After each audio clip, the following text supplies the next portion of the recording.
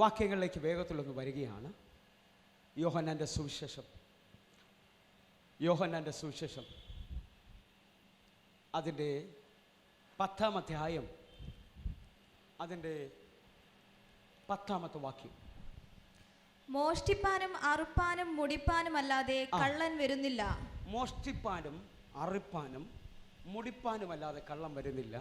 അവർക്ക് ജീവൻ ഉണ്ടാകുവാനും സമൃദ്ധിയായിട്ടുണ്ടാകുവാനും അത്രേ ഞാൻ വന്നിരിക്കുന്നത്. യേശു വന്നത് എന്തിനാന്ന് ചോദിച്ചാൽ ഒന്ന് കൈവച്ചിട്ട് പറയാവോ? നിങ്ങൾ തന്നെ അടുത്തിരിക്കുന്നവർക്ക് കൈ കൊടുത്തിട്ട് പറഞ്ഞ് എൻ്റെ യേശു വന്നത് ജീവൻ തരാനാണ്.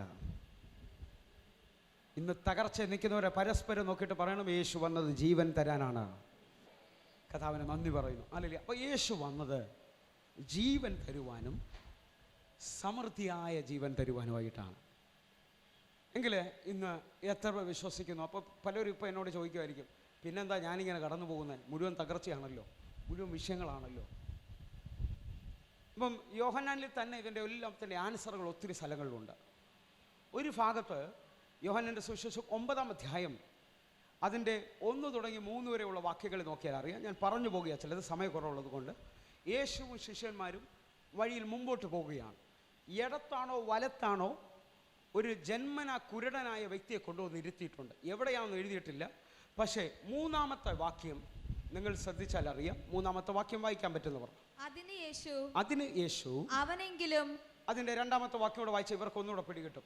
അവന്റെ ശിഷ്യന്മാർ അവനോട് റബ്ബി, ഇവൻ കുരുടനായി പിറത്തക്കവണ്ണം ആർ പാപം ചെയ്തു, ഇവനോ ഇവന്റെ അമ്മയപ്പന്മാരോ എന്ന് ചോദിച്ചു. നിങ്ങൾ ബൈബിളിലുള്ളവർക്ക് ശ്രദ്ധിക്കാൻ അറിയാം, അമ്മയോ അപ്പനോ ഇവനോ എന്ന് ചോദിച്ചിട്ട് പാപം ചെയ്തു എന്ന് ചോദിച്ചിട്ട് ഒരു വലിയ ക്വസ്റ്റ്യൻ മാർക്ക് അവിടെ കൊടുക്കുന്നത്.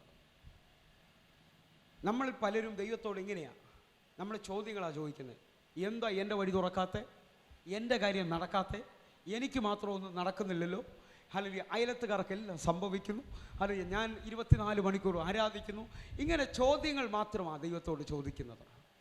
എന്നാൽ 3-ാമത്തെ വാക്യം ചോദ്യങ്ങൾ ചോദിക്കുന്ന ശിഷ്യന്മാരോട് യേശു മറുപടി പറയുക. ആ മറുപടി ഇന്നും ചിലവർക്ക് ഇതിനകത്ത് ആൻസറായി മാറുകയാണ്. അവനെങ്കിലും അവന്റെ അമ്മയപ്പന്മാരെങ്കിലും പാപം ചെയ്തിട്ടല്ല, ദൈവപ്രവൃത്തി അവങ്കൽ വെളിപ്പെടേണ്ടതിനത്രേ. ഇന്ന് നിങ്ങൾ നോക്കിയേ, ഒരു ചോദ്യത്തെ കർത്താവ് ഇപ്പോൾ ഒരു ആശ്ചര്യമാക്കി മാറ്റുകയാണ്. നമ്മൾ പലതും ദൈവത്തോട് ചോദ്യങ്ങൾ ചോദിച്ചാൽ സ്വർഗ്ഗം മുതൽ മറുപടി പറയണമെന്നില്ല. എൻ്റെ ജീവിതമാണ് ഞാൻ നിങ്ങളോട് പറയുന്നത്. എൻ്റെ അമ്മയ്ക്കറിയാം, ഞങ്ങൾ വർഷങ്ങൾ പ്രാർത്ഥിച്ച വിഷയങ്ങളുണ്ട്. പക്ഷെ ഒന്നിനും കർത്താവ് മറുപടി തരാതിരുന്നിട്ടില്ല. കർത്താവ് മറുപടി തരുന്ന ദൈവമാണ്, ആൻസർ തരുന്ന ദൈവമാണ്. പക്ഷെ അത് ദൈവത്തിൻ്റെ സമയത്തിലേക്ക് നീ വരുമ്പോഴാണ് അത് വെളിപ്പെടുന്നത്. ഹല്ലേലൂയ. ഇവിടെ ശിഷ്യന്മാരോട് യേശു മറുപടി പറയുക. ആ ക്വസ്റ്റ്യന് പകരം അവൻ ഒരു ആശ്ചര്യത്തെ. വാസ്തവത്തിൽ ഇത് പറയുമ്പം ഞാൻ ഇപ്പോൾ ഈ 6.5 വർഷമായി TV മിനിസ്റ്റർ ചെയ്യാൻ തുടങ്ങിയിട്ട് പല ആദ്യങ്ങളിൽ ഒത്തിരി വിഷമങ്ങൾ അനുഭവിച്ചിട്ടുണ്ട്. കാരണം മലയാളികളോടാണല്ലോ TV പ്രോഗ്രാമിൽ സംസാരിക്കുന്നത്. പക്ഷേ ഇന്ന് അത് മാറിയിട്ടൊരു ഭയങ്കര മാനത്തിലേക്ക് വെളിപ്പെട്ടു വരും. ഒത്തിരി ദൈവാസന്മാർ ചോദ്യങ്ങളും ആൻസറുകളും ഒക്കെ പറയാറുണ്ട്. ആദ്യ സമയങ്ങളിലൊക്കെ പലരും എന്നോട് ഈ ചിലർ കണ്ടിട്ടുണ്ടോ, നിങ്ങളോട് ചില ഡൗട്ടുകൾ ചോദിക്കാൻ വരുമ്പം നിങ്ങൾ ശ്രദ്ധിച്ചോണം, അവർ ആൻസറിന് വേണ്ടി ഒന്നുമല്ല വരുന്നത്, അവർ നിങ്ങളെ ഒന്ന് ഇരുത്താൻ വരുന്നതാണ്. ചിലവർ രാവിലെ വീട്ടിൽ നിന്ന് ഇറങ്ങുമ്പോഴേ ചോദിക്കും, അയ്യോ മക്കളുടെ വിഷയം എന്തുവായി, കല്യാണം വല്ലതും ആയോ എന്ന് പറഞ്ഞ് ഈ ക്വസ്റ്റ്യനുകൾ മുഴുവൻ വരുന്നത് നിങ്ങളെ ഒന്ന് വന്ന ആ അരക്കത്തിലൊന്ന് ഇരുത്താൻ വേണ്ടി വരുന്നതാണ്. ചോദ്യമായിട്ട് വരുന്നവൻ്റെ പ്രത്യേകിച്ച് ചോദ്യചിഹ്നം കണ്ടിട്ടുണ്ടോ? ഇങ്ങനൊരു കൊളുത്തും ഇങ്ങനൊരു കുത്തുമായിട്ടാണ് വരുന്നത്. ഒന്നിൽ ഈ പുള്ളി അത് നമ്മളെ ഒന്ന് പിടിച്ച് കൊളുത്തും, അല്ലെങ്കിൽ കുത്തിയിട്ടേ പോകത്തുള്ളൂ. പക്ഷേ ഇതേപോലെയാ ദൈവത്തിൻ്റെ അടുക്കൽ നമ്മൾ ചോദ്യങ്ങളുമായി ചെല്ലാതെ ദൈവത്തിൻ്റെ അടുക്കൽ കർത്താവേ ഞാൻ ഈ കടന്നു പോകുന്നത് എന്തിനു വേണ്ടി എന്ന് ചോദിച്ചാൽ തിരിച്ചു മറുപടി പറയുന്ന ആൻസറാ സ്വർഗം നിന്നോട് പറയുന്നത്. ഹല്ലേലൂയ. അവനെങ്കിലോ അവൻ്റെ അപ്പനോ അമ്മയോ പാപം ചെയ്തിട്ടല്ല, ദൈവപ്രവൃത്തി അവനിൽ വെളിവാകേണ്ടതിന് വേണ്ടിയാണ്. ഇന്ന് പകൽ ആ കരങ്ങളൊന്ന് ഉയർത്തിപ്പിടിച്ചിട്ട് കരമൊന്ന് ഉയർത്തിയിട്ട് പറഞ്ഞാട്ടെ, ഞാൻ ഈ അനുഭവിക്കുന്ന രോഗം, ഞാൻ ഈ അനുഭവിക്കുന്ന പ്രശ്നം, മുമ്പോട്ട് പോകാൻ കഴിയാത്ത അനുഭവങ്ങൾ എൻ്റെ ജീവിതത്തിൽ ഹല്ലേലൂയ ഒരു തകർച്ചയ്ക്ക് വേണ്ടിയല്ല, ഒരു വലിയ ദൈവപ്രവൃത്തി എന്നിൽ കൊണ്ടുവരാൻ വേണ്ടിയാണ്. അത് വിശ്വസിക്കുന്നവർ ഈ മിനിറ്റിൽ കരങ്ങൾ ഉയർത്തിപ്പിടിച്ച് കർത്താവിനോടൊന്ന് പറഞ്ഞാട്ടെ, ഒരു ദൈവപ്രവൃത്തി എൻ്റെ മേളിൽ വെളിപ്പെടാൻ പോകുകയാണ്. ഓ ഹല്ലേലൂയ. യേശുവിനോടൊന്ന് പറഞ്ഞാട്ടെ, അപ്പാ അങ്ങനെ അങ്ങൻ്റെ കൂടെ ഉള്ളതുകൊണ്ട് ഇത് ദൈവപ്രവൃത്തിയിലേക്ക് പോകുമെന്ന് എനിക്ക് നല്ല ഉറപ്പാണ്. ഹല്ലേലൂയ. നിങ്ങൾ വിശ്വസിക്കുന്ന ഒരിക്കൽ കൂടെ ഒന്ന് നന്ദി പറഞ്ഞാട്ടെ. ഹല്ലേലൂയ. അപ്പം ചിലർ പറയും, പാസ്റ്റർ ഞാനങ്ങ് തൊടുന്നത് മുഴുവൻ പ്രശ്നങ്ങളാണ്. പ്രശ്നങ്ങൾ നിങ്ങളുടെ മനസ്സിലത് പ്രശ്നങ്ങളാക്കുന്നതാണ്. എന്നാൽ ഹല്ലേലൂയ, നിങ്ങളെയും എന്നെക്കുറിച്ചുള്ള ദൈവഹിതം എന്താണെന്ന് നിങ്ങൾക്കറിയാമോ? റോമർക്കെഴുതിയ ലേഖനം 12-ാം അധ്യായം അതിൻ്റെ 2-ാമത്തെ വാക്യം. റോമർക്കെഴുതിയ ലേഖനം 12-ാം അധ്യായം അതിൻ്റെ 2-ാമത്തെ വാക്യം. ഈ ലോകത്തിന് അനുരൂപമാകാതെ നിങ്ങളുടെ അയലത്തുകാരന് സംഭവിച്ചത്, വാസ്തവത്തിൽ എന്നെയും നിങ്ങളെ വിളിക്കുന്ന വിളി എന്താ? ആത്മീയ ഗോളത്തിൽ വിളിക്കുന്ന വിളിപ്പേര് വിശ്വാസി എന്നാണ്. പക്ഷേ എത്ര പേര് വിശ്വാസത്തിൽ ജീവിക്കാറുണ്ട്? എത്ര പേർ വിശ്വാസത്തിൽ പ്രശ്നങ്ങളെ നേരിടാറുണ്ട്? ഇതിനകത്തിരിക്കുന്ന എല്ലാവരും പറയാം, ഞാൻ എല്ലാവരോടും പറയാം, ഞാൻ ഉൾപ്പെടെ എങ്ങനെ ആയിരുന്നു. ഒരു തലവേദന വന്നാൽ അരമണിക്കൂർ അത് മാറിയില്ലെങ്കിൽ, ഇന്ന് അതുണ്ടോയെന്ന് അറിയത്തില്ല, നമ്മൾ വിക്സ് ആക്ഷൻ 500 അന്വേഷിക്കാൻ തുടങ്ങും. അത് ഗുളിക കഴിക്കരുതെന്നൊന്നും പറയുന്ന റോയ് പാസ് തെറ്റാന്നൊന്നും പറയുന്നില്ല. പക്ഷേ യേശു നമുക്ക് വേണ്ടി വില കൊടുത്തത് അവൻ്റെ അടിപ്പിണരാലുള്ള സൗഖ്യം വെളിപ്പെടേണ്ടതിന് വേണ്ടിയാണ്. അവൻ്റെ മക്കൾ അവൻ്റെ സൗഖ്യം അന്വേഷിക്കണമെന്ന് അവൻ ആഗ്രഹിക്കുന്നു. അവൻ്റെ മക്കൾ അവൻ്റെ വിടുതൽ അന്വേഷിക്കണമെന്ന് ആഗ്രഹിക്കുന്നു. നമ്മുടെ പ്രത്യേകത, പെട്ടെന്ന് അയലത്ത് വന്ന പ്രശ്നം നമ്മുടെ മുമ്പിൽ പിശാച് കൊണ്ടുവരും. അയ്യോ അവന് തലവേദന വന്നു, പിന്നെ അത് ബ്രെയിൻ ട്യൂമറായി എന്ന് പറഞ്ഞാൽ തലയിലോട്ട് കൈവച്ച് അടിപ്പിണരാൽ, യേശുവിൻ്റെ അടിപ്പിണരാൽ സൗഖ്യമുണ്ട്, എൻ്റെ സകല രോഗത്തെയും യേശു സൗഖ്യമാക്കി എന്നുള്ള വാക്യം ഉറപ്പിച്ച് അതിനെ ക്യാൻസൽ ചെയ്യേണ്ടതിന് പകരം അടുത്ത ദിവസം സ്കാനിങ് ആയി, പിന്നെ അത് MRI ആയി, പിന്നെ അതൊരു വലിയ റിപ്പോർട്ടിലോട്ട് പോയിക്കൊണ്ടിരിക്കുക. ഹല്ലേലൂയ. അത് ഇന്ന് അങ്ങനെ നിൽക്കുന്ന ഭയങ്ങളെ നിങ്ങളുടെ ജീവിതത്തിൽ നിന്ന് ഈ പകൽ ക്യാൻസൽ ചെയ്തിട്ട് യേശു എന്നെ വിടുവിക്കുന്ന ദൈവമാണെന്ന് ഉറപ്പിക്കണം. യേശു എന്നെ വിടുവിക്കുന്ന ദൈവമാണെന്ന് ഉറപ്പിക്കണം. ഹല്ലേലൂയ. ഒന്ന് വിശ്വസിക്കുന്നവർക്ക് അവന് നന്ദി പറഞ്ഞാട്ടെ. Hallelujah, hallelujah. അപ്പോൾ ചിലവർ ഈ മിനിറ്റിൽ എന്നോട് ചോദിക്കും, ഹല്ലേലൂയ, എങ്കിൽ പിന്നെ ഞങ്ങളുടെ ജീവിതത്തിൽ എന്താ ഇങ്ങനെ സംഭവിച്ചേക്കുന്നത്? ഹല്ലേലൂയ. നമുക്ക് ഹല്ലേലൂയ വേഗത്തിൽ യാക്കോബിൻ്റെ ലേഖനത്തിലേക്ക് വരാം. യാക്കോബിൻ്റെ ലേഖനം 1-ാം അധ്യായം അതിൻ്റെ 13-ാമത്തെ വാക്യത്തിലേക്ക് വന്നാട്ടെ. 13-ാമത്തെ വാക്യം. പരീക്ഷിക്കപ്പെടുമ്പോൾ ഞാൻ ദൈവത്താൽ പരീക്ഷിക്കപ്പെടുന്നു എന്ന് ആരും പറയരുത്. ദൈവം ദോഷങ്ങളാൽ പരീക്ഷിക്കപ്പെടുത്തുവാനാകുന്നു. ദോഷങ്ങളെ കൊണ്ട് പരീക്ഷിക്കുന്നവനെ അല്ല. എന്നാൽ ഈ പരീക്ഷ തികയ്ക്കുന്ന മനുഷ്യൻ ഭാഗ്യവാനാണ്. ജീവകിരീടം അവന് വേണ്ടി വെച്ചിരിക്കുന്നത്. എന്നാൽ അതിന്റെ 17-ാമത്തെ വാക്യം, എല്ലാം വായിക്കാൻ സമയമില്ല. 17-ാമത്തെ വാക്യം.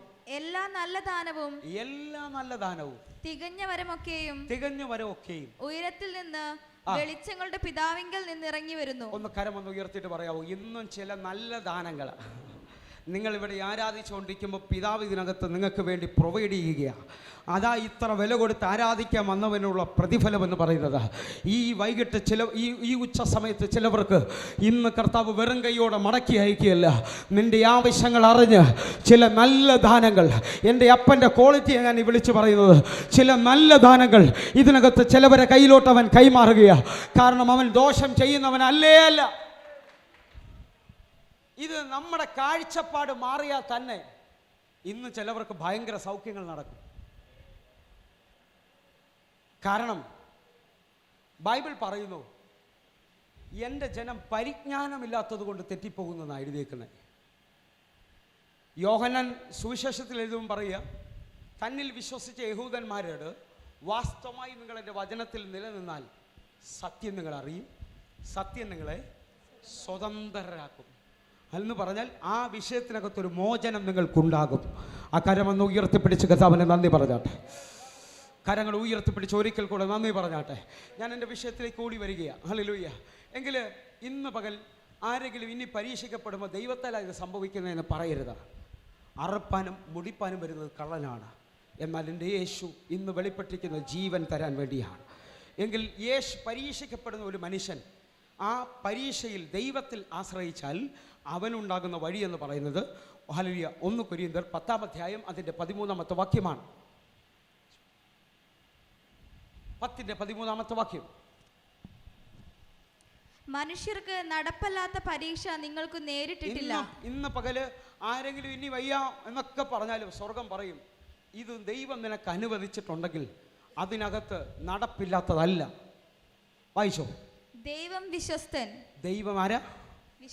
വിശ്വസ്തൻ. നിങ്ങൾക്ക് കഴിയുന്നതിന് മീതെ പരീക്ഷ നേരിടുവാൻ സമ്മതിക്കാതെ നിങ്ങൾക്ക് സഹിപ്പാൻ കഴിയേണ്ടതിന് പരീക്ഷയോടുകൂടെ അവൻ പോക്കുവഴിയും ഉണ്ടാക്കും. ഇന്ന് പകൽ ആ കരം എല്ലാം ഒന്ന് ഉയർത്തിട്ട് പിടിച്ചേ. കർത്താവിനോട് പറഞ്ഞേ, കർത്താവേ, ഇന്ന് എനിക്ക് വേണ്ടി ഒരു പോക്കുവഴി അങ്ങുണ്ടാക്കാൻ പോകുകയാണ്. നാളുകളിൽ ഞാൻ കാണാത്ത ഒരു വലിപ്പം നല്ല ദാനങ്ങളെ തരുന്ന പിതാവിൽ നിന്നുണ്ടാകാൻ പോകുകയാണ്. എൻ്റെ കുടുംബത്തോട്, എൻ്റെ ഭാര്യയോട്, എൻ്റെ ഭർത്താവിനോട്, എൻ്റെ മക്കളോട് വാദിച്ച ചിലത് ഇന്ന് തീരുമെന്ന് ഞാൻ വിശ്വസിക്കുന്നു. കാരണം പോംവഴി വയ്ക്കുന്നവൻ ഇതിനകത്ത് ഇറങ്ങിയിട്ടുണ്ട്. വലിപ്പം കാണിക്കാൻ വരുന്നവൻ ഇതിനകത്ത് വെളിപ്പെട്ടിട്ടുണ്ട്. യേശുവിൻ നാമത്തിൽ ഞങ്ങൾ പ്രാർത്ഥിക്കുന്നു. സ്വർഗം അത് ചെയ്തതിനായി നന്ദി. ആമേൻ, ആമേൻ. എങ്കിൽ ഈ പരീക്ഷ സഹിക്കുന്ന മനുഷ്യൻ ഭാഗ്യവാനെന്ന് പറയുമ്പം ഹല്ലേലൂയ, നമ്മൾ വാക്യത്തിലേക്കൊന്ന് വരികയാണ്. യോഹന്നാൻ്റെ സുവിശേഷം 11-ാം അധ്യായം 11-ാമത്തെ അധ്യായത്തിൽ നിന്നൊന്ന് ചിന്തിച്ചിട്ട് അങ്ങ് പ്രാർത്ഥിക്കാൻ പോവുകയാണ്. ഈ 11-ാം അധ്യായം അനേകർക്ക് ആൻസറായി തീരുമെന്ന് വിശ്വസിക്കുക. ഈ 11-ാം അധ്യായം ശ്രദ്ധിക്കുമ്പോൾ അവിടെ ഒരു കുടുംബത്തെ കാണിക്കാം, സ്ഥലപ്പേര് കാണാം, അവരുടെ മുഴുവൻ ആൾക്കാരുടെ പേരുകൾ ഇട്ടിട്ടുണ്ട്. 11-ാം അധ്യായം 1-ാമത്തെ വാക്യം ഒന്ന് വായിച്ചേ. മറിയയുടെയും അവളുടെ സഹോദരി മാർത്തയുടെയും ഗ്രാമമായ ബെഥാന്യയിലെ ലാസർ എന്ന ഒരുത്തൻ ദീനമായി കിടന്നു. ഈ മറിയായിരുന്നു കർത്താവിനെ പരിമള തൈലം പൂശി തന്റെ തലമുടി കൊണ്ട് അവന്റെ കാൽ തുടച്ചത്. ഇവിടെ ഇപ്പം യേശു വ്യക്തമായി പറയുക വചനത്തിൽ, ബെഥാനി എന്ന് പറയുന്ന ഗ്രാമത്തിൽ ഹല്ലേലൂയ മറിയയുടെ മാർത്തയുടെ സഹോദരനായ ലാസർ എന്ന് പറയുന്ന ഒരുവനുണ്ടായിരുന്നു. അവൻ ദീനമായി കിടക്കുകയാണ്.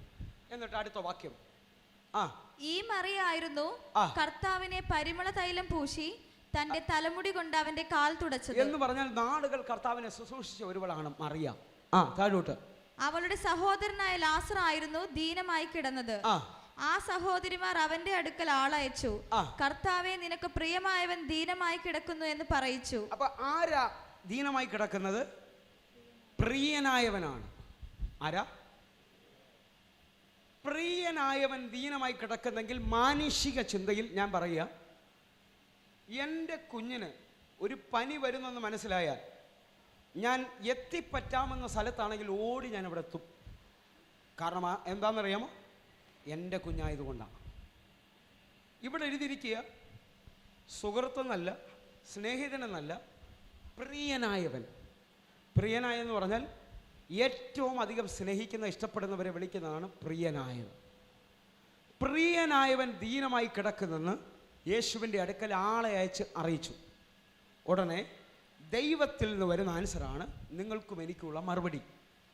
യേശു അത് കേട്ടിട്ട് ഈ ദീനം മരണത്തിനായിട്ടല്ല ദൈവപുത്രൻ മഹത്വപ്പെടേണ്ടതിന് ദൈവത്തിന്റെ മഹത്വത്തിനായിട്ടത്രേ എന്ന് പറഞ്ഞു. നിങ്ങൾ എല്ലാവരും കരമുയർത്തിയിട്ട് ഇന്ന് നിങ്ങളുടെ വാ കൊണ്ടൊന്ന് പറയുവോ, എൻ്റെ ജീവിതത്തിൽ സംഭവിച്ചതും സംഭവിക്കാൻ പോകുന്നതും എല്ലാം, ഇനി എന്തെല്ലാം തിന്മ എൻ്റെ മുമ്പിൽ വന്നാലും അത് മുഴുവൻ നന്മയ്ക്കായി തീരുമെന്ന് വിശ്വസിക്കുന്ന എത്ര പേരുണ്ട്?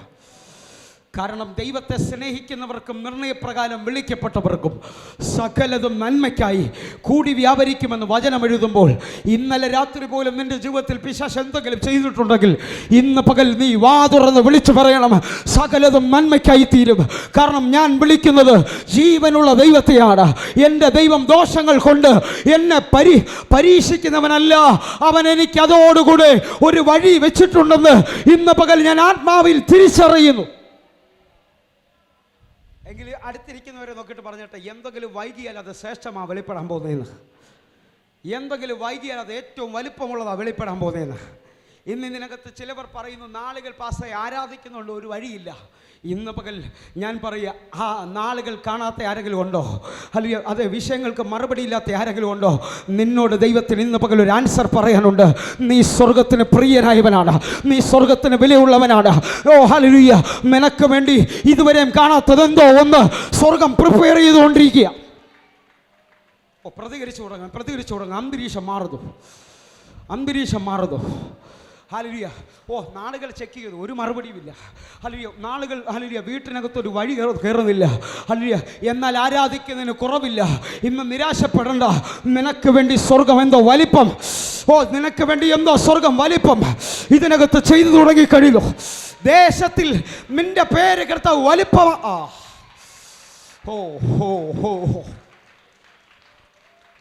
നമ്മുടെ ഇപ്പോഴത്തെ പ്രാർത്ഥന എന്തോ അറിയോ? ദൈവമേ നീ കാണുന്നില്ലേ എന്നൊക്കെയാണ് ചോദിക്കുന്നത്. കഴിഞ്ഞ ദിവസം കുണ്ട്രയിൽ ഒരു വീട്ടിൽ ചെന്നപ്പോഴത്തേക്ക് ഞാൻ അവരെല്ലാവരും കൂടിയിരിക്കുക. അപ്പോൾ അവിടുത്തെ ഒരു പ്രായമുള്ള അപ്പച്ചനുണ്ട്. അപ്പച്ചനെ ബഹുമാനിക്കാനായിട്ട് ഞാൻ പറഞ്ഞു, പ്രാർത്ഥനയ്ക്ക് ഒരു തുടക്കം പോലെ അപ്പച്ച ഒരു വാക്ക് പ്രാർത്ഥിച്ചോളാൻ പറഞ്ഞു. ഉടനെ അപ്പച്ചൻ പ്രാർത്ഥിക്കുക, ദൈവമേ എൻ്റെ മകൾക്ക് 33 വയസ്സായി, നീ കാണുന്നില്ലേ, വിവാഹം നടക്കുന്നില്ല. ഞാൻ ആ മീറ്റിംഗ് കഴിഞ്ഞിട്ട് ആ അപ്പച്ചൻ്റെ തലയിലോട്ട് കൈവച്ചിട്ട് പറഞ്ഞു, ഈ വരുന്ന 13-ാം തീയതി കാനഡയിൽ നിന്നൊരു കല്യാണ ആലോചന കൊണ്ട് നടന്നോളൂ എന്ന് പറഞ്ഞു. എന്ന് പറഞ്ഞ ദൈവം അമ്മേനെ തന്നെ മറുപടി പറഞ്ഞു, നിനക്ക് മാത്രമേ അറിയുന്നില്ലെന്നുള്ളൂ, നീ അമ്മയുടെ ഉദരത്തിലാകുന്നതിന് മുമ്പേ, ലോകസ്ഥാപനത്തിന് മുമ്പേ നിന്നെ പേർ ചൊല്ലി വിളിച്ചവൻ. നമ്മുടെ പ്രാർത്ഥനകളെല്ലാം ഇപ്പം ദൈവത്തെ പഠിപ്പിച്ചുകൊണ്ടിരിക്കുക.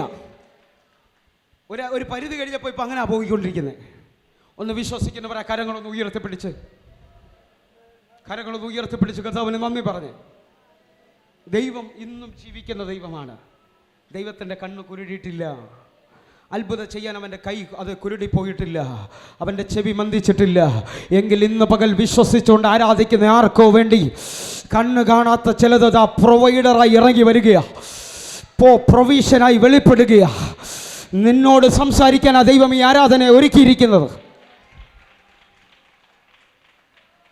ഇവിടെ വചനം കാണുകയാ, പ്രിയനായവന് ദീനമായി കിടക്കുമ്പം തമ്പുരാൻ വിളിച്ചു പറയുക, ഈ ദീനം മരണത്തിനല്ല, ഇത് ദൈവത്തിൻ്റെ മഹത്വത്തിന് വേണ്ടിയുള്ളതാ. അടുത്ത വാക്യം അതിനേക്കാൾ രസം. അടുത്ത വാക്യം ഒന്ന് വായിച്ചേ, 5-ാമത്തെ വാക്യം. യേശു മാർത്തയെയും അവളുടെ സഹോദരിയെയും ലാസറിനെയും സ്നേഹിച്ചു. എന്നിട്ടും അവൻ ദീനമായി കിടക്കുന്നു എന്ന് കേട്ടാറെ താൻ അന്ന് ഇരുന്ന സ്ഥലത്ത് 2 ദിവസം പാർത്തു. ഞാൻ എൻ്റെ പ്രാർത്ഥനാ മുറി ചോദിച്ചിട്ടുണ്ട്, അങ്ങ് ദൈവം തന്നെയാണോ എന്ന് പറഞ്ഞാൽ, എൻ്റെ കുഞ്ഞ് എന്തെങ്കിലും വിഷമമായാൽ ആദ്യം അതിനുള്ള വഴി തുറക്കാനും നോക്കുന്നത് ഞാനായിരിക്കും. പക്ഷേ പ്രിയനായ ആ 3 പേരെ സ്നേഹിക്കുന്ന ദൈവം എഴുതിക്കുക, ഞാൻ 2 ദിവസം കൊണ്ട് ഇവിടെ ഇരിക്കുകയെന്നാണ്. നിങ്ങൾക്ക് പലർക്കും ഇങ്ങനെയൊക്കെ തോന്നിയിട്ടില്ലേ? എനിക്ക് തോന്നിയിട്ടുണ്ടെങ്കിൽ നിങ്ങൾക്കും തോന്നിയിട്ടുണ്ട്. ഞാൻ കർത്താവിനോട് നേരിട്ട് ചോദിച്ചിട്ടുണ്ട്, എനിക്ക് മാത്രം എന്തോ വഴി തുറക്കാത്തേ. പക്ഷെ ഇന്ന് അതൊന്നും ചോദിക്കത്തില്ല. ഇന്ന് സകലത്തിനും നന്ദി പറഞ്ഞാൽ ഞാൻ മുമ്പോട്ട് പോയിക്കൊണ്ടിരിക്കുന്നത്. കാരണം തിരിഞ്ഞു നോക്കിയാൽ നന്ദിയല്ലാതെ വേറെ ഒന്നും പറയാൻ എൻ്റെ ജീവിതത്തിൽ ഇല്ലാതായി തീർന്നു. കാരണം ദേശത്തിൽ ഹല്ലേലൂയ ഒത്തിരി ആൾക്കാർക്ക് വേണ്ടാത്ത ഒരാളായിരുന്നു. ബന്ധുക്കാർ പലരും എന്നെ വീട്ടിൽ കയറ്റത്തില്ലായിരുന്നു. പക്ഷേ ഇന്ന് സാഹചര്യം മുഴുവൻ തിരിച്ച് റൊട്ടേറ്റായി. ഇന്ന് ഞാൻ അവിടെ എങ്ങനെയും ചെല്ലണമെന്ന് ആഗ്രഹിച്ചുകൊണ്ട് നിൽക്കുന്നവരാ ഇവരെല്ലാവരും. ഹല്ലേലൂയ, നീ എങ്ങനെയും ഒന്ന് വീട്ടിലോട്ട് വരണമെന്ന് പറയുന്നവരാ. എൻ്റെ അമ്മ എന്നെ വിളിച്ച് കൊടിഞ്ഞിട്ടാണ് ഇവിടെ ഇരിക്കുന്നത്. Hallelujah, hallelujah. ഇന്ന് പകൽ പോകാൻ മനസ്സിലാഞ്ഞിട്ടല്ല, ഹല്ലേലൂയ, സമയമില്ലാത്തത് കൊണ്ടാണ്. ഹല്ലേലൂയ. ഒന്ന് വിശ്വസിക്കുന്നവരാ കരകളൊന്ന് ഉയർത്തി കർത്താവിന്. അതുകൊണ്ട് ഇന്ന് അവരെല്ലാം പറയുന്നത് ഇവന് ജാടയാണെന്നാ. ഹല്ലേലൂയ, ജാടയൊന്നുമല്ല. ഹല്ലേലൂയ, എന്നെ അറിയാവുന്നവർക്കറിയാം. ഹല്ലേലൂയ, ഒന്ന് വിശ്വസിക്കുന്നവരാ കരകളൊന്ന് ഉയർത്തി കർത്താവിന് നന്ദി പറഞ്ഞാട്ടെ. Hallelujah, hallelujah. ദൈവം നിന്റെ ജീവിതത്തിൽ ചെയ്യുന്നൊരു മുഴുവൻ നന്മയ്ക്കായിട്ടാണ്. എന്നാൽ ഈ ഭാഗം നിങ്ങൾ ശ്രദ്ധിച്ചു നോക്കിയേ. പ്രിയനായവൻ ആ 2 സഹോദരിമാരെ സ്നേഹിക്കുന്നവൻ ഇപ്പം പറയുക, 2 ദിവസം കൂടെ കഴിഞ്ഞിട്ട് ഞാൻ അങ്ങോട്ട് പോകുന്നുള്ളൂ. 2 ദിവസം കൂടെ കഴിഞ്ഞിട്ട്. ഇന്ന് പകൽ ആരോ എന്നോട് പറയുന്നു, പാസേ ആ സാമ്പത്തിക വിഷയം ഇനിയെങ്കിലും വഴി തുറന്നില്ലേ മുമ്പോട്ട് പോകാൻ പറ്റത്തില്ല. ഇനിയെങ്കിലും ആ രോഗം ഇന്നെങ്കിലും സൗഖ്യമായില്ലെങ്കിൽ എൻ്റെ കുടുംബജീവിതം തകരുമെന്നാണ് തോന്നുന്നത്. ഇന്ന് പകൽ നീ കാണാത്ത ഒരു വഴി സ്വർഗം നിനക്ക് വേണ്ടി വെട്ടിക്കൊണ്ടിരിക്കുക. ഇതറിയണമെങ്കിലുണ്ടല്ലേ, ദൈവത്തെ നീ ഒന്ന് തിരിച്ചറിയണം. വാക്യം ഇങ്ങനെ പറയുന്നത്, ദൈവത്തെ സ്നേഹിക്കുന്നവർക്ക് ഒരുക്കിയിട്ടുള്ളത് ഒരു കണ്ണ് കണ്ടിട്ടില്ല, ചെവി കേട്ടിട്ടില്ല, ആരുടെ ഹൃദയത്തിൽ തോന്നിയിട്ടില്ല. ഇന്ന് പകൽ എത്ര പേരുടെ കൂടെ ചേർന്ന് യേശുവിനെ ഒന്ന് സ്നേഹിക്കാൻ തീരുമാനമെടുക്കും? സ്നേഹിക്കുന്നവൻ അറിയാം എനിക്ക് വേണ്ടി ഒരുക്കിയിട്ടുള്ളത് വലുതാണെന്നുള്ളത്. ഈ അങ്ങനെയുള്ളവന് മാത്രമേ ഈ മുമ്പിൽ മുഴുവൻ തടസ്സമായാലും വലിപ്പം വെളിപ്പെടുത്തുള്ളൂ. എൻ്റെ ഭാഷയെ ഞാനൊന്ന് പറഞ്ഞോട്ടെ, ജീവിതത്തിൽ മുമ്പോട്ട് പോകുമ്പോൾ എവിടെയെങ്കിലും ചെറിയ തടസ്സങ്ങളൊന്നും ഇല്ലെങ്കിൽ എൻ്റെ അനുഭവത്തിൽ പിശാചിന് പോലും നിന്നെ വേണ്ടാന്നുള്ളതാണ്. അതാ സത്യം. ഒരു കാര്യം മനസ്സിലാക്കിക്കോണം, സുവിശേഷത്തിന് വേണ്ടി എന്തെങ്കിലും ചെയ്യാനായിട്ട് മുഴു ഹൃദയത്തോടെ ഇറങ്ങുമ്പോൾ തടസ്സം കൊണ്ടെങ്കിലും ആലോചിച്ചോണം, നിന്നെക്കുറിച്ച് ദൈവത്തിന് വലിയ പദ്ധതിയാണ് നിൽക്കുന്നത്. നിന്നെക്കുറിച്ച് വലിയ പദ്ധതിയാണ് ദൈവത്തിൽ നിൽക്കുന്നത്. അത് പിശാചിന് നല്ലതുപോലെ അറിയാം. അതുകൊണ്ട് നിന്റെ ഉറക്കം കെടുത്താൻ പിശാച് നോക്കും, നിന്റെ വഴിക്കകത്ത് തടസ്സമിടാൻ പിശാച് നോക്കും. പക്ഷേ ഹല്ലേലൂയ, നിങ്ങൾ നോക്കിയേ, ഹല്ലേലൂയ, മോശ കാണുന്ന ഒരു കാര്യം ഞാൻ ഇത് പറയുമ്പോൾ എബ്രായ ലേഖനം 11-ാം അധ്യായം അതിൻ്റെ 23-ാമത്തെ വാക്യം ഒന്ന് വായിക്കാൻ പറ്റുന്നവർ വായിച്ചേ. വേഗത്തിൽ ഞാൻ മെസ്സേജ് തുടങ്ങി എവിടെ നിർത്തണമെന്ന് അറിയാൻ പറ്റുന്നത്. വിശ്വാസത്താൽ മോശയുടെ ജനത്തിങ്കൽ ശിശു സുന്ദരൻ എന്ന അമ്മയപ്പന്മാർ കണ്ടു. രാജാവിന്റെ കൽപ്പന ഭയപ്പെടാതെ അവനെ 3 മാസം ഒളിപ്പിച്ചു വെച്ചു. എന്റെ ചോദ്യം, ശിശു ജനിച്ചപ്പോൾ സുന്ദരനാന്ന് കണ്ടതോടെ ദേശത്തിലെ മുഴുവൻ എതിരുകളെ മാറ്റിയിട്ട് അവർ 3 മാസം കൊച്ചിനെ ഒളിപ്പിച്ചു. എങ്ങനെ ഒളിപ്പിക്കാൻ പറ്റും? ആൺകുഞ്ഞുണ്ടെങ്കിൽ തല വെട്ടുന്നാ ദേശത്തിലെ നിയമം. പലരും വരുമ്പോൾ ഈ കുഞ്ഞ് കരയത്തില്ലേ? പക്ഷേ കുഞ്ഞിനെ നോക്കിയപ്പോൾ മനസ്സിലായി പ്രതികൂലത്തെ ജയിക്കുന്ന ഒരു അഭിഷേകം അതിൻ്റെ പേരിലുണ്ടെന്നുള്ളത്. ഇന്ന് പകൽ സാഹചര്യത്തെ നോക്കുമ്പോൾ നിനക്ക് തിരിച്ചറിയാൻ പറ്റണം, അതിൻ്റെ മുകളിൽ ദൈവത്തിൻ്റെ ഒരു കരമുണ്ടെന്നുള്ളത്. ഇപ്പം മോശെ ഇസ്രായേൽ 30 ലക്ഷത്തിന് മേളിൽ വരുന്ന ഇസ്രായേൽ മക്കൾ ഇപ്പം ചെങ്കടലിൻ്റെ ഫ്രണ്ടിൽ വന്ന് നിൽക്കുക. പിറകെ നോക്കിയപ്പോൾ ഇപ്പം എല്ലാം മരിക്കുമെന്ന് പറയുന്ന, കൊല്ലുമെന്ന് പറയുന്ന ഫറവോന് നിൽപ്പുണ്ട്. ഈ ദൈവത്തിൻ്റെ വഴി അറിഞ്ഞുകൂടാത്ത, ദൈവത്തിൻ്റെ കുറിച്ചൊരു ഐഡിയ ഇല്ലാത്ത ഒരു കൂട്ടം ജനം അവിടെ നിന്നും പിറുപിറുക്കാൻ തുടങ്ങി. ഞങ്ങൾക്ക് അവിടെ കല്ലറയില്ലാത്തതുകൊണ്ടാണ് ഇവിടം വരെ കൊണ്ടുവന്നേ. ഇങ്ങനൊരു മീറ്റിംഗ് വെച്ചേ. പലരും ഇപ്പം പറയാം, നിങ്ങൾക്ക് ഉറക്കം പോലും ഇല്ലേ, മീറ്റിങ്ങിൻ്റെ പുറകെ അങ്ങ് നടക്കുക. അയ്യോ, നിനക്കിത് അറിഞ്ഞുകൂടാത്തതുകൊണ്ടാണ്. ദൈവം ഭയങ്കര വിശാലതയൊന്ന് തുറക്കാൻ പോകുകയാണ്. ദൈവം അറിയാതല്ല നീ ഇന്ന് ചെങ്കടലിൻ്റെ ഫ്രണ്ടിൽ വന്ന് നിൽക്കുന്നേ. ദൈവം അറിയാതല്ല ഫറവോൻ പുറകിൽ വന്ന് നിൽക്കുന്നേ. ഞാൻ ഒരു ദിവസം പ്രാർത്ഥിക്കുമ്പോൾ ദൈവം എന്നെ ഒരു കാഴ്ച കാണിച്ചു. എന്താ നിന്റെ പ്രതികൂലം വർദ്ധിക്കുന്നതെന്നറിയാമോ? എന്നേക്കുമായി ആ ശത്രു തീരാൻ സമയമായതുകൊണ്ടാണ്. എന്നേക്കുമായ പ്രതികൂലത്തിൻ്റെ മേളിൽ യേശു ജയമെടുക്കാൻ. ഈ മെസ്സേജ് വേറെ എങ്ങാണ്ടോട്ട് തിരിയുന്നു. ഇപ്പൊ മോശ ഇസ്രായേൽ മക്കളുടെ നിലവിളി കേട്ടിട്ട് നിൽക്കുക. നമ്മുടെ കൂട്ടത്തിലാണെങ്കിൽ സഭയിലെ മുഴുവൻ പേരും എതിരായി കഴിഞ്ഞാൽ പാസ് പിന്നെ കുറേ നേരം മിണ്ടാതിരിക്കും, അല്ലാതെ മാർഗമില്ല. പക്ഷെ മോശ പിറുപിറുക്കുന്ന ജനത്തെ നോക്കിയിട്ട് ഒരു വാക്ക് വിളിച്ചു പറഞ്ഞു, ഭയപ്പെടേണ്ട, ഉറച്ചു നിൽപ്പിൻ, യഹോവ നിങ്ങൾക്ക് ചെയ്യാനിരിക്കുന്ന രക്ഷ നിങ്ങൾ കാണണം. ഹല്ലേലൂയ, ഇന്ന് കണ്ട മിസ്രയീമിനെ ഇനി നീ ഒരിക്കലും കാണത്തില്ല. ഹല്ലേലൂയ. എന്താണെന്നറിയാമോ? മോശ ചെങ്കടലല്ല കാണുന്നത്, അതിൻ്റെ നടുവിൽ വഴി തുറക്കുന്ന ദൈവത്തെ കാണുന്നത്. ഇന്ന് പകൽ എന്നെ കേൾക്കുന്നവരാരെങ്കിലും ഉണ്ടെങ്കിൽ നിന്റെ പ്രതികൂലത്തെ അല്ല കാണേണ്ടത്, അതിൻ്റെ മധ്യത്തിൽ ദൈവം ഇറങ്ങി നിൽക്കുന്നത് കാണണം. അതിൻ്റെ മധ്യത്തിൽ വഴി തുറക്കുന്ന.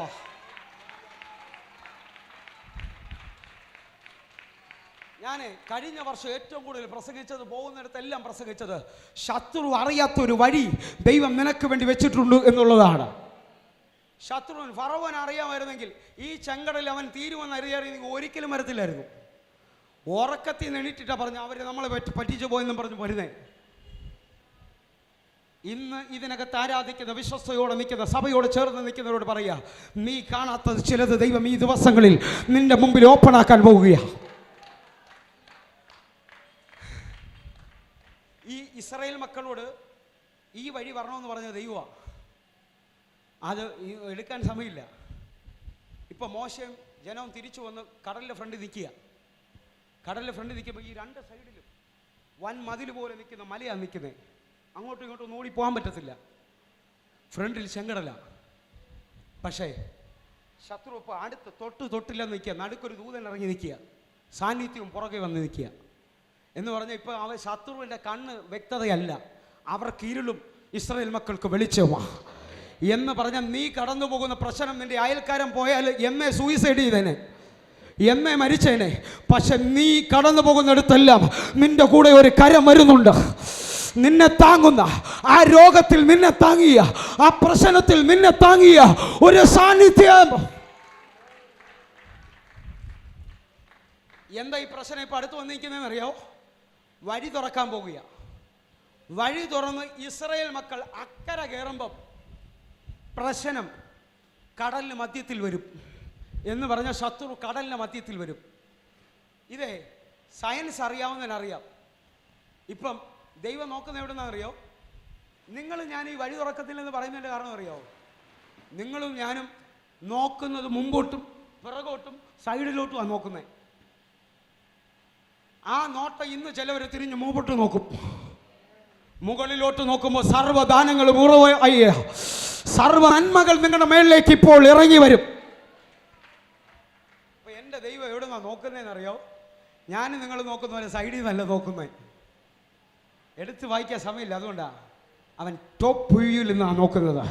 അതുകൊണ്ടാണ് ഇസ്രായേൽ പ്രഭാത യാമത്തിൽ അവൻ മേഘത്തിലൂടെ അതേ ശത്രുവിനെ ഒന്ന് നോക്കിയെന്ന് അവിടെ എഴുതിയിരിക്കുന്നത്. ഇന്ന് പകലും അറിയാം, നിനക്ക് വേണ്ടി അതേ ഉറക്കമില്ലാത്ത മയക്കമില്ലാത്ത രണ്ട് കണ്ണുകൾ ഉണ്ടെന്ന് വിശ്വസിക്കുന്നുണ്ടെങ്കിൽ ടോപ്പ് വ്യൂവിൽ നോക്കുമ്പം കർത്താവിന് മനസ്സിലായി, എൻ്റെ മക്കൾ അക്കരെ കയറി ശത്രു ഇതാ കടലിലെ മധ്യത്തിൽ വന്നു എന്നുള്ളതാണ്. ഇന്നത്തെ ആരാധനയിൽ ഇതേപോലെ ആരൊക്കെയോ വന്ന് നിൽപ്പുണ്ട്. വഴി തുറന്ന് നീ അകത്തോട്ട് കയറുന്നു. ഇനി ആ പ്രശ്നം നിന്റെ മുമ്പിൽ വരത്തില്ല. കരമടിക്കാമെങ്കിൽ ശക്തിയോടെ കരങ്ങൾ തട്ടി. അതിനുവേണ്ടിയാണ് ഈ മീറ്റിംഗ് നടന്നുകൊണ്ടിരിക്കുന്നത്. ഞാൻ എൻ്റെ വിഷയത്തിലേക്ക് കൂടി വന്നോട്ടെ. ഇപ്പം മാർത്തയും മറിയും ലാസറിനെയും യേശു അധികം സ്നേഹിച്ചുകൊണ്ട് പറയുക 2 ദിവസമായാലും പോകത്തില്ലെന്ന്. എന്നിട്ട് 6-ാമത്തെ വാക്യം എഴുതിയ 6-ാമത്തെ വാക്യം, അന്നിരുന്ന സ്ഥലത്ത് 2 ദിവസം പാർത്തു. അതിന്റെ ശേഷം അവൻ ശിഷ്യന്മാരോട് 2 ദിവസം കഴിഞ്ഞു, നാം വീണ്ടും യഹൂദയിലേക്ക് പോക എന്ന് പറഞ്ഞു. ശിഷ്യന്മാർ അവരോട്, റബ്ബി, യഹൂദന്മാർ ഇപ്പോൾ തന്നെ നിന്നെ കൊല്ലുവാൻ ഭാവിച്ചുവല്ലോ, നീ പിന്നെയും അവിടെ പോകുന്നുവോ എന്ന് ചോദിച്ചു. 11-ാമത്തെ വാക്യം, ഇത് പറഞ്ഞിട്ട് അവൻ, നമ്മുടെ സ്നേഹിതനായ ലാസർ നിദ്ര കൊള്ളുന്നു, എങ്കിലും ഞാൻ അവനെ ഉണർത്തുവാൻ പോകുന്നു എന്ന് അവരോട് പറഞ്ഞു. ശിഷ്യന്മാരെല്ലാവരും കൂടെ ഉറങ്ങിയാണെങ്കിൽ കുഴപ്പമില്ല, നമുക്ക് പോയി ഉണർത്താവുന്നേ ഉള്ളൂ.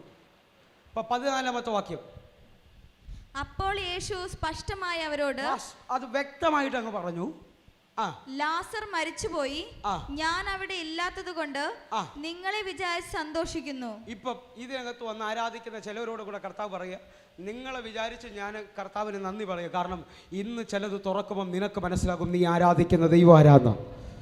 നിന്റെ സഭയിൽ ചില സാക്ഷ്യങ്ങൾ വെളിപ്പെടുമ്പം നിനക്ക് വിശ്വാസം ഇന്ന് വർദ്ധിക്കും. വിശ്വസിക്കുന്ന കർത്താവിന് നന്ദി പറഞ്ഞാട്ടെ. ഇപ്പം അടുത്ത കേരളത്തിൽ വന്ന പുള്ളി അടുത്ത വാക്യം പറയുന്നത്, അടുത്ത വാക്യം ഒന്ന് വായിച്ചേ. നിങ്ങൾ വിശ്വസിപ്പാൻ ഇടയാകുമല്ലോ, എന്നാൽ നാം അവന്റെ അടുക്കൽ പോക എന്ന് പറഞ്ഞു. ദിദിമോസ് എന്നു പേരുള്ള തോമസ് കേരളത്തിൽ വന്നേന്നാ പറയുന്നത്. അതുകൊണ്ടാണ് നമ്മളിൽ എല്ലാവരും ഇങ്ങനെ നിൽക്കുന്നത്. വായിച്ചു.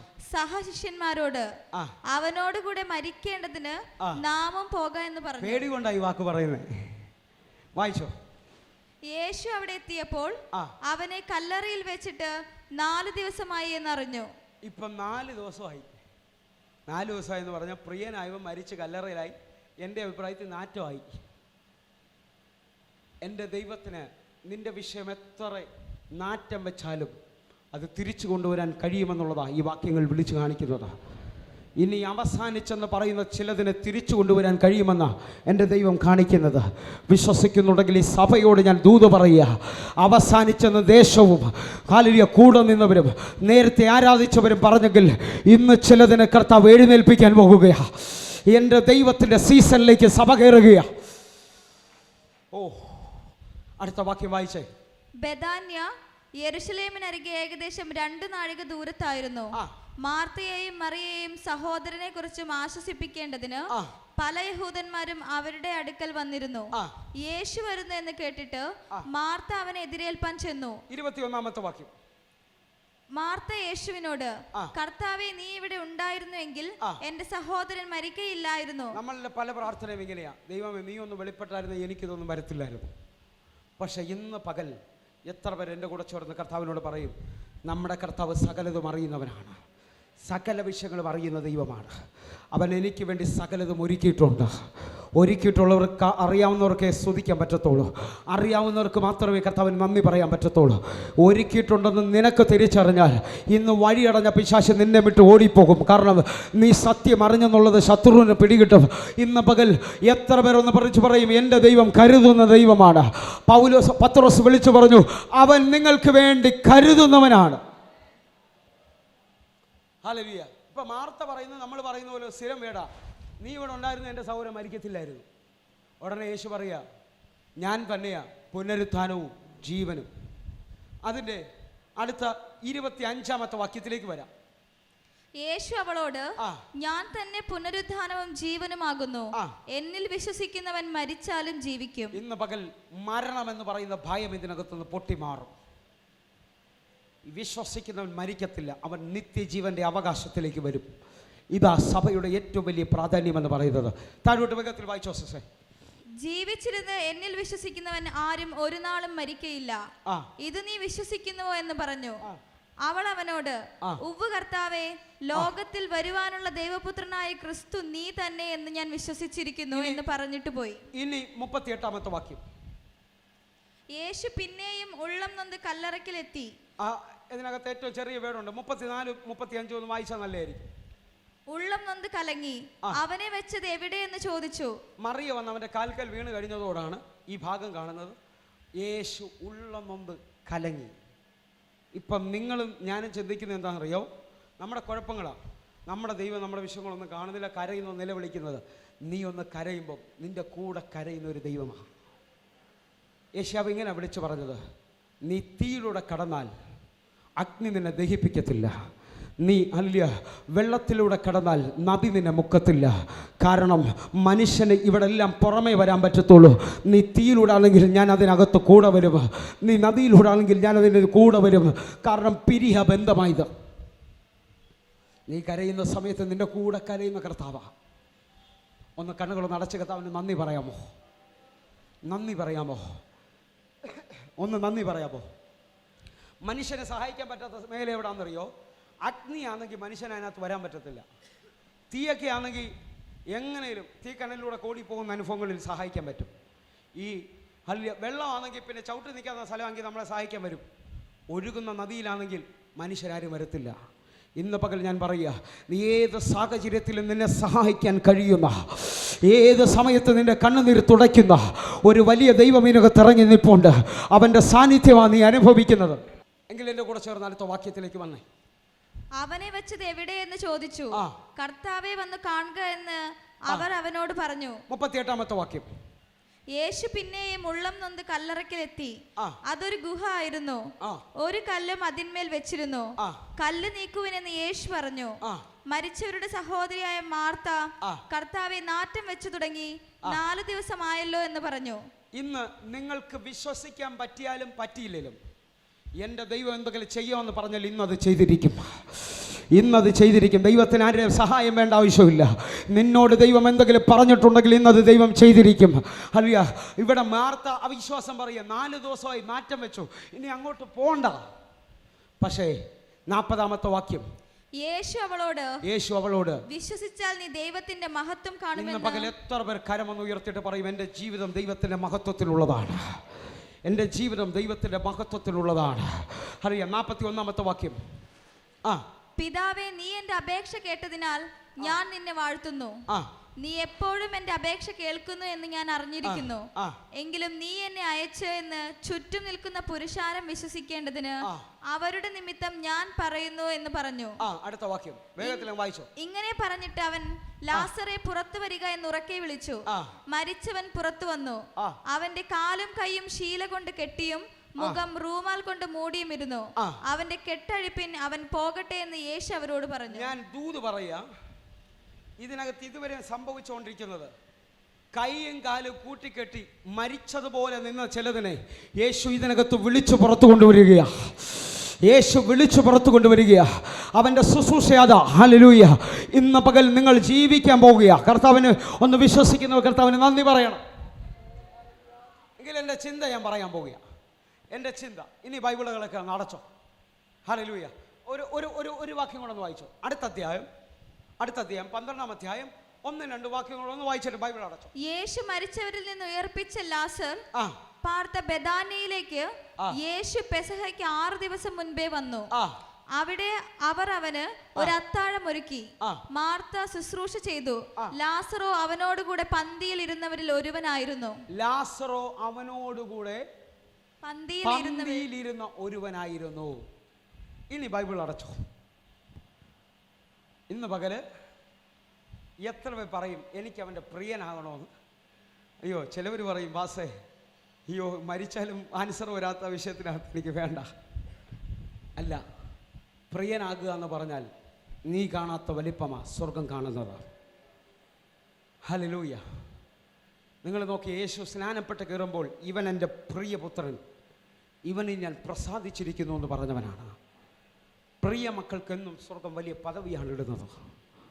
ഹല്ലേലൂയ. വിശ്വസിക്കുന്നവർ ആ കരങ്ങളൊന്ന് ഉയർത്തിപ്പിടിച്ചേ.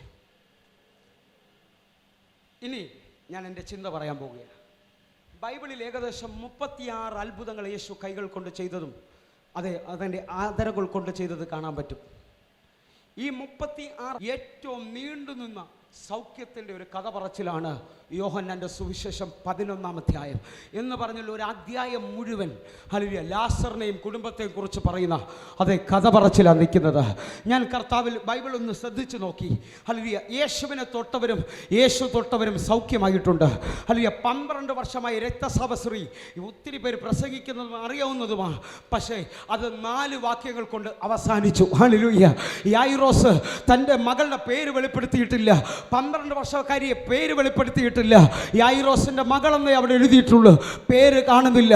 ഇന്ന് പകൽ ഒത്തിരി കുഷ്ഠരോഗികളെ അതേ കർത്താവ് സൗഖ്യമാക്കിയിട്ടുണ്ട്. 10 കുഷ്ഠരോഗികളെന്ന് എഴുതിയിട്ടുള്ളൂ, പേരില്ല. 4 വാക്യങ്ങൾ കൊണ്ട് അവസാനിച്ചു. ഇന്ന് പകൽ സ്വർഗം ഇതിൻ്റെ വിഷയങ്ങൾക്ക് എന്തെങ്കിലും ഒരു താമസം വരുന്നുണ്ടെങ്കിൽ ഇന്ന് ആത്മാവിൽ വിളിച്ചു പറയുക, ഓ നീ അവന് പ്രിയനായവനാണ്. ഹല്ലേലൂയ. 4 വാക്യങ്ങൾ കൊണ്ട് നിന്നെ സ്വർഗം അവസാനിപ്പിക്കാൻ ആഗ്രഹിക്കുന്നില്ല. വിശ്വസിക്കുന്നവർ ആ കരമൊന്ന് ഉയർത്തിയിട്ട് ഇന്ന് പകൽ ചില അധ്യായങ്ങൾ നിന്റെ മേളിൽ തുറക്കും. ഞാൻ കർത്താവിനോട് ചോദിച്ചു, ഹല്ലേലൂയ, ഈ 5 അപ്പം വർദ്ധിപ്പിക്കാൻ കൊണ്ടും ഈ ബാലകനെന്ന് എഴുതിയിട്ടുള്ള പേരില്ല. ഹല്ലേലൂയ. 20,000 ജനത്തിന് അപ്പം കൊടുത്തവൻ്റെ പേര് പോലും എഴുതിയിട്ടില്ല. പക്ഷേ ദീനമായി കിടക്കുന്ന ലാസറിനെയും സഹോദരിയും 2 പേരെയും നല്ലതുപോലുണ്ട്. എന്നിട്ട് പറയുക, ആ ഭവനം ദൈവത്തിന് ഭയങ്കര പരിചയമാണ്. ഇന്ന് പകൽ ദേശത്തിൽ കോടികൾ നിന്റെ കയ്യിലില്ലെങ്കിലും നിന്റെ ഭവനത്തിൽ യേശു ഉണ്ടെങ്കിൽ, ഹല്ലേലൂയ, മറ്റുള്ളവരെ പോലെ വലിയ കാറ് നിന്റെ വീട്ടിലില്ലെങ്കിലും യേശു നിന്റെ ഭവനത്തിൽ വന്നിട്ടുണ്ടെങ്കിൽ ഇന്ന് ഞാൻ പറയുക, ഇവിടം കൊണ്ട് അധ്യായം തീരത്തില്ല, ഇവിടം കൊണ്ട് ആരാധന അവസാനിക്കത്തില്ല. ഇതാ നിന്നെക്കുറിച്ച് അധ്യായങ്ങൾ സ്വർഗം പറയാൻ പോകുക. നിന്നെക്കുറിച്ച് ഒരധ്യായത്തിലോ 5 വാക്യത്തിലോ സ്വർഗം അവസാനിപ്പിക്കത്തില്ല. നീ ഒരു ചരിത്രമായി സ്വർഗം നിന്നെ തീർക്കുവാൻ പോകുക. വിശ്വസിക്കുന്ന എത്ര പേരുണ്ട്? ഞാൻ അങ്ങനെ നോക്കിയപ്പോൾ ബൈബിൾ നോക്കിയപ്പോൾ എനിക്കൊരു കാര്യം മനസ്സിലായി. 11-ാം അധ്യായത്തിൽ തീർന്നില്ല, 12 വന്നു. അവസാനം ക്രൂശീകരണം ലൈവാ മറിയിക്ക്. ഈ 12 വർഷക്കാരിയോ യായിറോസിനെയോ ഇവിടെങ്ങും ചുങ്കക്കാരനെയോ ഒന്നും കണ്ടില്ല. പേര് പറഞ്ഞ സ്നേഹിക്കുന്നു എന്ന് പറഞ്ഞവരെ അങ്ങ് ക്രൂശിൻ്റെ അടുക്കവരെ കർത്താവ് കൊണ്ടുപോയി. ഇന്ന് പകൽ യേശു നിന്നെ വിളിച്ചാൽ എവിടം വരെ നിനക്ക് പോകാൻ പറ്റും? കഴിഞ്ഞ വർഷം അവസാന മാസങ്ങളിൽ ദൈവം എന്നോട് ചോദിച്ചു, ഞാൻ നിന്നെ വിളിച്ചാൽ നീ എവിടം വരെ വരും? നിന്റെ കുടുംബത്തിൽ നിൽക്കുവോ? നിന്റെ മക്കളുടെ വിഷയത്തിൽ നിൽക്കുവോ? ഇന്ന് പകൽ വിളിച്ചാൽ എവിടം വരെ പോകും? 3 ശിഷ്യന്മാരുണ്ട്, ബാക്കി 9 പേരും താഴ്വരെ നിൽക്കുമ്പം ബാക്കി 3 പേരും യേശുവിനോട് മല കയറി മുകളിൽ ചെന്നു.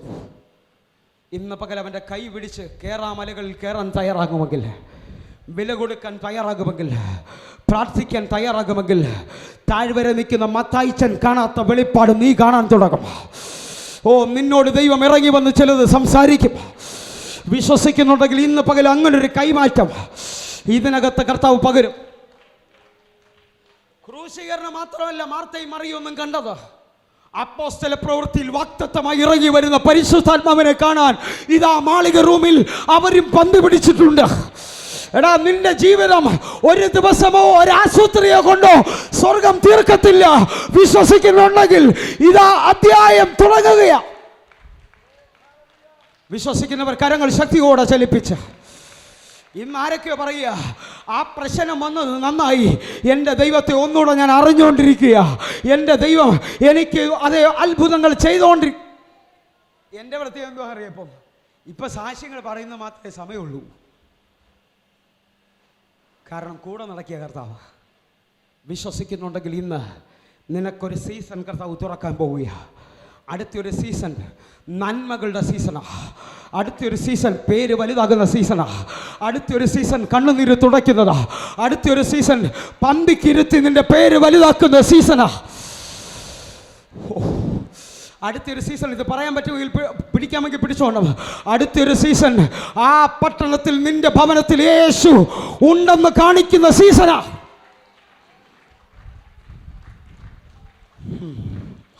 ആരൊക്കെ മേളിൽ ഇത് വെളിപ്പെട്ട് തുടങ്ങി. ഇന്ന് പകൽ എത്ര പറയും, ഞാൻ അനുഭവിക്കുന്ന രോഗം അത് ആശുപത്രി തീരാനുള്ളതല്ല, അത് ദൈവപ്രവൃത്തിക്ക് വേണ്ടിയുള്ളതാ.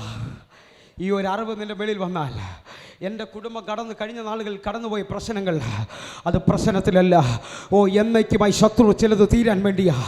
വിശ്വസിക്കുന്നവർ ഈ മിനിറ്റിൽ കർത്താവിന് നന്ദി പറയണം. എങ്കിൽ ഇന്ന് വിശ്വസിക്കുന്ന ചിലവർക്കൊരു സീസൺ കർത്താവ് ഓപ്പൺ ആക്കാൻ പോവുകയാണ്. ഇത് പ്രസംഗിക്കാൻ വന്നതല്ല ഞാൻ, പക്ഷെ ഇവിടെ മൈക്ക് പിടിച്ച് ഞാൻ ഇവിടെ ഇറങ്ങി നിൽക്കുമ്പോൾ കർത്താവിനോട് പറഞ്ഞു, ഇതാണ് നീ പ്രസംഗിക്കേണ്ടത്. എഴുന്നേക്കാൻ